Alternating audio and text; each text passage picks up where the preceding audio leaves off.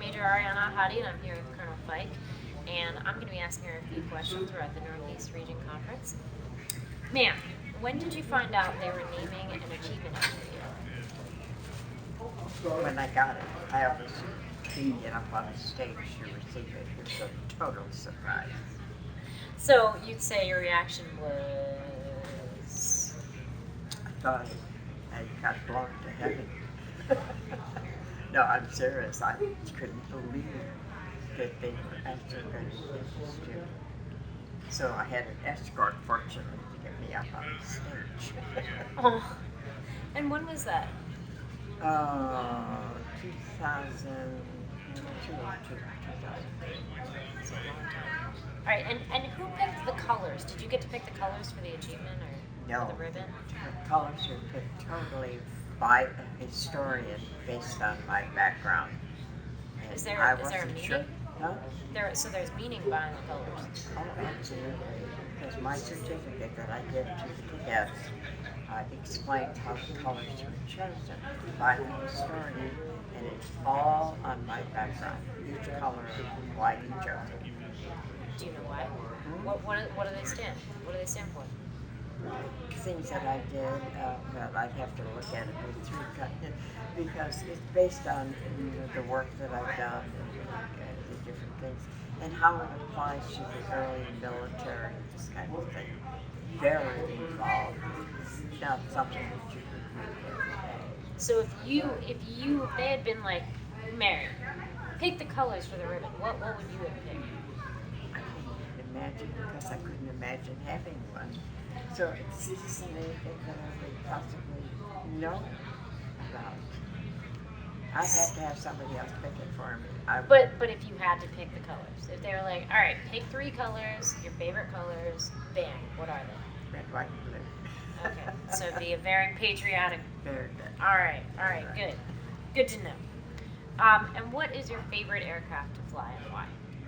P-51. I have more time in P-51.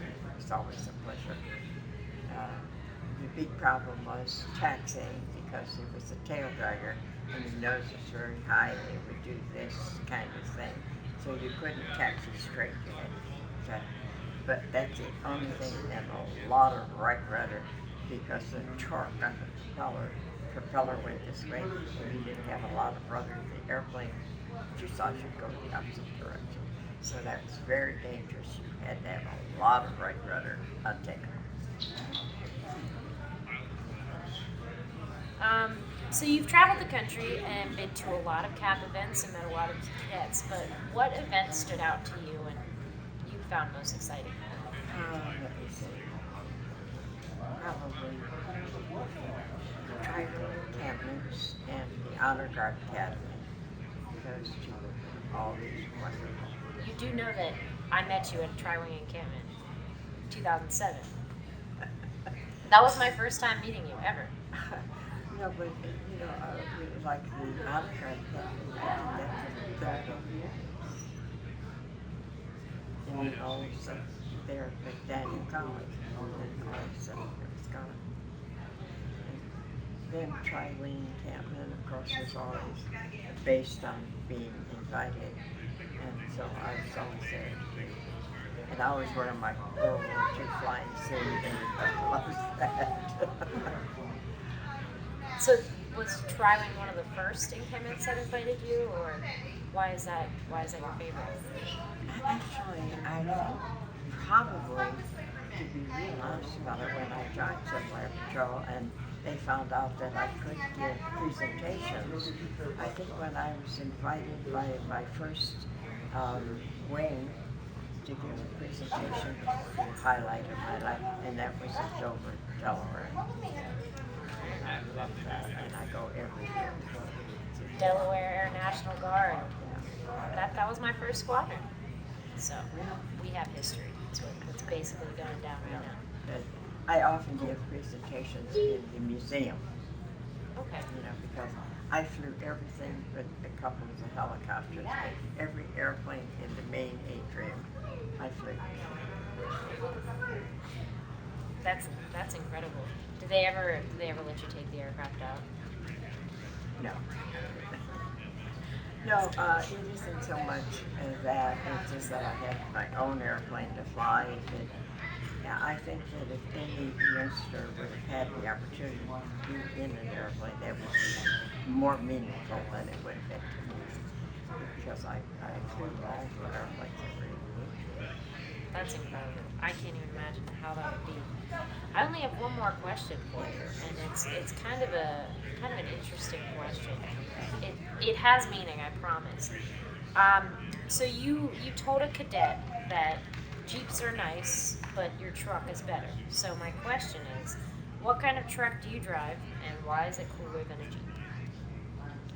Well, basically, it was my background, working with my father, and the fact that I always learned to drive a vehicle that had a stick shift on the floor, which my forerunner, I shouldn't say, my forerunner also has a stick shift, but the truck was something that you always felt when you were in the cockpit and you looked around, you were above everything else.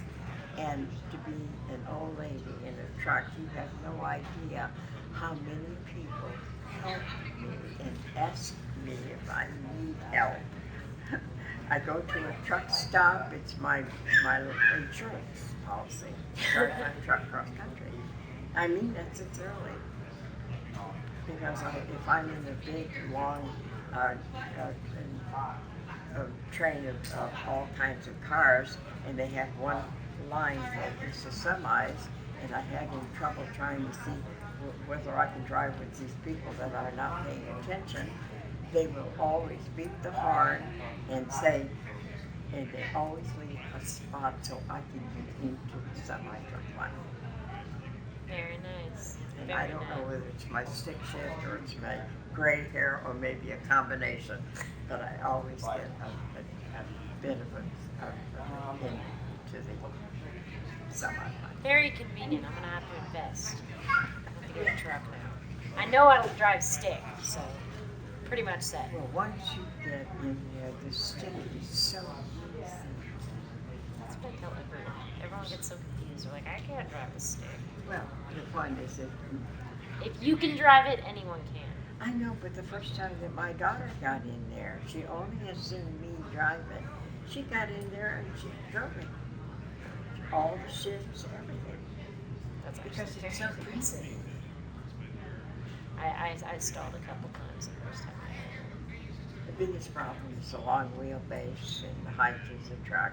Yeah, I just have a problem reaching the pedals. I'm all like, No, you won't. No, Not in your truck. No, on any truck.